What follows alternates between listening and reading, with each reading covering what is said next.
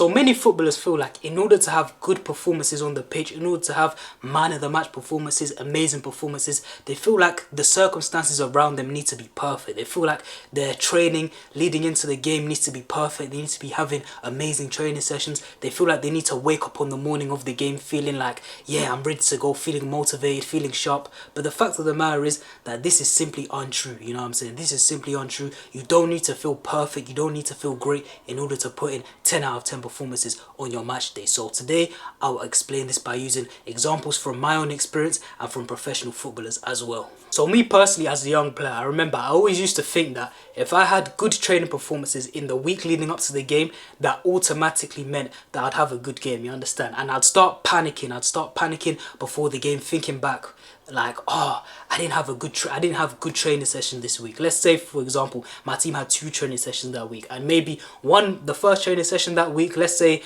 the game's on the Saturday. If the first training session was on the Tuesday and I had an average training session, and then the next one was on the Thursday and I had a bad training session, I'd be thinking, oh, like I'm out of form, like I'm not gonna have a good game. You know, I'd wake up that morning, I'll be feeling like, oh, I'm feeling unconfident, unmotivated. I'll be like, oh, I'm just not gonna have a good game today, you understand? And to be honest, like I said, obviously you need to train the way you need to play, but to be honest, if you end up having, you know, not so great a training session, it doesn't mean that you won't perform good on the match day. You just have to see it as a new day, you understand? It's a new day, it's a new opportunity to, you know, put in a good performance and make sure that you help your team win on the match day. And I remember seeing something, Rio Ferdinand said this as well. He said that there was a clear difference between the mentality of English players and, you know, the foreign players, the European players, the South American players, and even the Asian players, you understand? He said that the English players, they put a lot of emphasis into their training. They saw it as, alright, cool, we need to win the 1v1s, we need to win the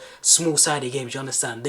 He said that the English players felt like every day was a day to win, and he said it himself. Rio Ferdinand said himself that, yo, if I had 2 bad training sessions in a row leading up to the game, he'd be thinking in his head in the change room before the game, he'd be like, alright, cool, I'm in bad form, you understand? He wouldn't have the same amount of confidence that he would have if he had good training sessions, you understand? He'd be like, oh, I'm out of form. He could have literally put in a man of the match performance in the game before, but in between, if he had like 2 or 3 bad training sessions, he'd be thinking to himself, oh, like I'm out of form, like I'm out of form, I'm in bad form, you understand? Whereas he said that the foreign players, you know, guys like Carlos Tevez, you know, the South American players, the European players, he would say that, yo, these guys, they didn't really put too much emphasis on training, you know what I'm saying? But when they got out onto the match day, when they got out onto the pitch, they were an absolute bulldog. Take Tevez, for example. The way Tevez played on the football pitch in matches, you'd think that in training, he was the same way, you know, he was a dog, he was, you know, running after every loose ball, he was working hard, you know, being one of the best players in the training session.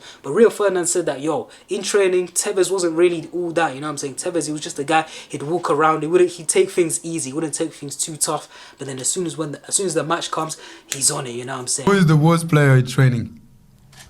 Tevez. Exactly. When Tevez, I swear, like, he don't even do his list. He didn't care. He didn't care. He's like that. He's like a bear. He's sleeping. So sometimes I was like, you know, some player, they say like, you play on the Sunday the way you train. But for those kind of player like Tevez, and I heard also you don't need them to train. But Tevez, you know, at home, he was always training on his own, running on the treadmill. Yeah. It's like people, they don't like to train with the team, and I don't understand that.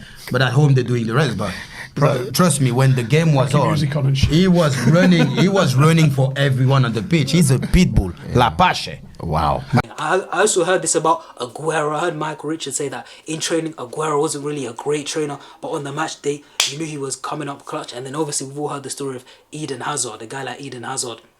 Wasn't the best trainer, but as soon as he got out onto the match day, he'd tell his teammates like, yo, I don't need to train, just give me the ball on Sunday and I'll go and score 2 goals. So yeah, even in the week leading up to your game, even if you have bad training sessions, even if you don't feel like you played your best, you're not in your greatest form, it doesn't matter, you know what I'm saying? Once you wake up on the morning for the match day, it's a new day, you understand? Obviously it helps to have good training sessions, you know, it just gives you that extra confidence, that extra, you know what I'm saying, that extra oomph, if you get what I'm saying. But even if you don't have, you know, the perfect scenario where you had a good training session, you had good training sessions during the week. Even if that doesn't happen, still just go out onto the pitch. As long as you know who you are as a player, you know what you bring to the table, you believe in your ability. It's like, yo, you know your job, you know what your coach asks you to do, you know what your teammates expect of you. Then yo, just go out onto the pitch, just block that out, and just say, yo, it's another day. Doesn't matter. You might just tell yourself that, yo, I might have not been the best trainer, but yo, on the match day where it really counts, I'm gonna perform.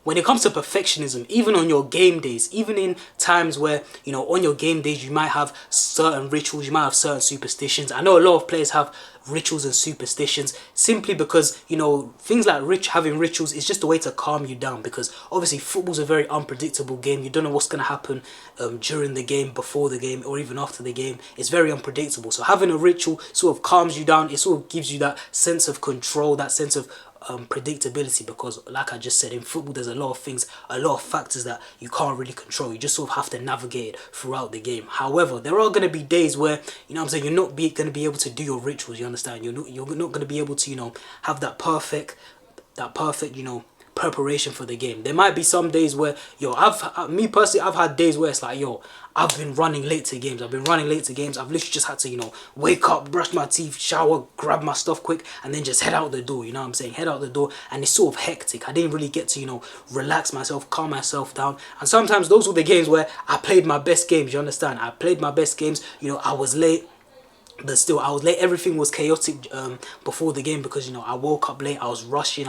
You know, I didn't get to do everything I normally get to do. However, I just went out to the pitch and just sort of balled out. It sort of just took the pressure off me, because I went into the game thinking, yo, I haven't done anything. I'm just going to go out and play. You know what I'm saying? I woke up late. You know what I'm saying? Whatever happens, happens. It sort of just takes the pressure off you. So, you know what I'm saying? Don't get too attached to your rituals. Don't make it a thing where it's like you need to depend on it to the point where if you don't do it, you're just mentally clocked out of the game. You understand? Like, you don't need to feel perfect on the morning of the game where you wake up. You don't need to feel, you know, 100%. Yo, you just need to have that ability to learn that, yo, things don't need to be perfect. You need to learn how to operate, even if you're feeling at 50%, even if you're feeling like 70%, because even as footballers, even though we love football, it's a thing where it's like, yo, you wake up some mornings and you're just like, oh, I just can't be arsed. Like, I'm just not really feeling it. There's some days where you're just not feeling it. Even in training sessions, you go to a training session and you're just like, oh, I'm just not feeling it. You understand? You're just not feeling it. But yeah, in some of the times where I just wasn't feeling it, I was feeling at my worst, those are the times where I played at my very best. Like, me personally,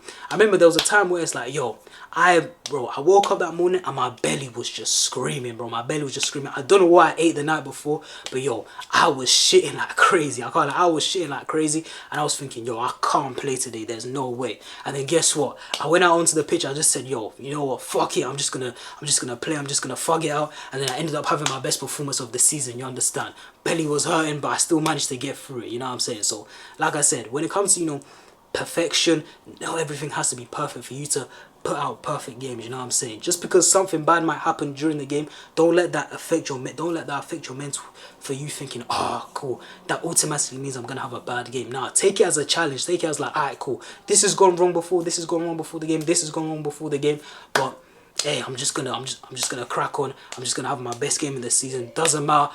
There's no pressure on me. You know what I'm saying? There's no pressure on me. Just let me just go out there and do what I do. It might even be a case where in the warm-up, like, you're just moving trash in the warm-up. I've had these times as well where I was just moving trash in the warm-up. Like, in the little possession drills, I was giving the ball away every single time. I was getting caught on the ball. Then we might have gone into a shooting drill. You know, you do a little bit of shooting just to test the keeper before the game. My shots are going wayward. I'm thinking, oh my days, like, today's not going to be a good day. And then something happens, the whistle blows, and then I just end up having a good game. It's just one of them ones. Or it can even be the reverse, where I've had sick warm-ups, I'm the best player in the warm-up, I'm feeling sharp, I'm starting the game, and then for some reason when the whistle blows, it's just like, yo, nothing's coming off for me. I'm giving the ball away in the game. I have a shot on the edge of the box, it's off target, you know what I'm saying? So it works either way. So don't really take into account too much of, you know what I'm saying, the warm-up, the trainings before the games. Obviously, I still want you to do your best, work your hardest in training, you know, take the warm-up seriously. But just remember that if they don't go as well as you wanted them to go, it doesn't define you as a player. It doesn't define what type of game you have on your match day. And this even applies in game. In game, don't strive for perfection. Just strive for excellence. You know what I'm saying? Even if you give away a pass, even if you fail to beat your man on a dribble, or if you're a striker and you miss a good chance, just always have that mentality of like next play, next play, next play. Just the next action. Always just think about the next action. Never get too high or too low. Never get too high. If you do a good thing, don't get too high. Don't get too excited during the game, because the game's not over. But if you do a bad thing, if you make a mistake, don't get too low. You understand? Just always think about the next action. Whether you do a good action or a bad action, it doesn't matter. You always just have to keep thinking about the next action, the next action. So when you make a mistake, don't start hiding from the ball. Don't start getting nervous, because think about it. What's the point in starting to get nervous and start hiding from the ball? The only way to turn it around, the only way to turn it into a good performance is to start showing for the ball again. You know what I'm saying? You might have lost the ball in that area, but just make sure you scan your shoulders and you get the ball again, and then you make a good action. Because what a good performance is essentially, a good performance is just a series of good actions during the match. So even if you have a bad action, you give the ball away, you miss a shot, just like I said, next action, just think about it once again. Just think about it. Just think about the next action, next move. If let's say you give the ball away badly. Alright, cool. You tried to play a through ball and it didn't come off. Cool. Next time you get the ball, just simple pass. If someone passes it to you, just bounce it back. Get the confidence back rolling again. But don't get nervous. Don't start hiding on the pitch. Don't start looking like you don't want the ball. Don't be nervous on the ball. Just think about the next action. All you need is the next action. All you need is just to get that simple pass, or that simple 5-yard pass.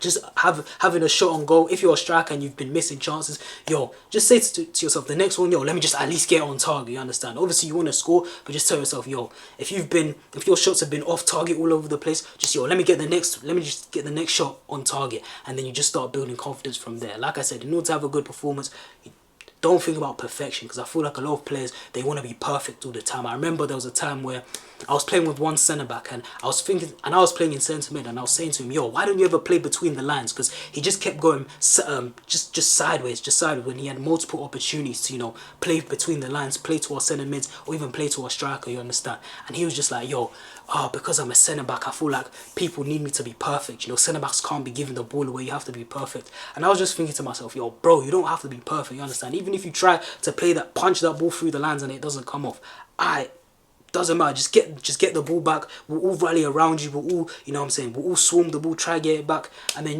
just make sure you time it right, and then just go again. If you try punch the ball between the lines and you lose the ball, next 2 or 3 passes, play it safe, play it simple, and then when you see the opportunity again, get that confidence back up and punch it through the lines again. Because when it does come off, it gives our team a chance to progress the ball and potentially score. So like I said, not everything in your game has to be perfect. Don't worry about these pass completion stats. Even KDB himself said, pass completion, it doesn't really matter. Understand? What's the point of having 100% pass completion when you're passing backwards and sideways, where you're not really affecting the game? Or what's the point in having 100% success dribbling rate when you're not really creating anything? You understand? So like I said, when it comes to perfection in the week leading up to the game, on the day before the game, in your preparation, and even in the game, don't think about perfection. You understand? Don't get caught up in trying to be perfect. You need everything to be perfect. Because I used to be like this as a young footballer, where I would need everything to be perfect. I want everything to be on point. I remember I'd even start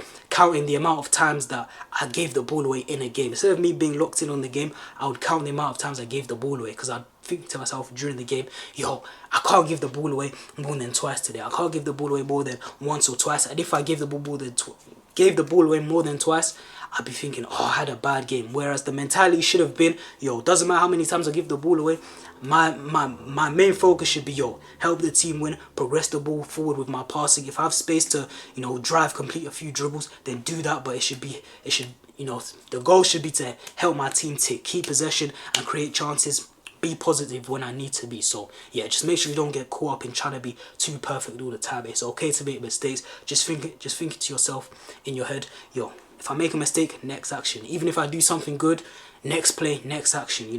Don't just always have that mentality until the game is finally done. But that's the video for today. Hope you enjoyed. I've been JT, and I'm out.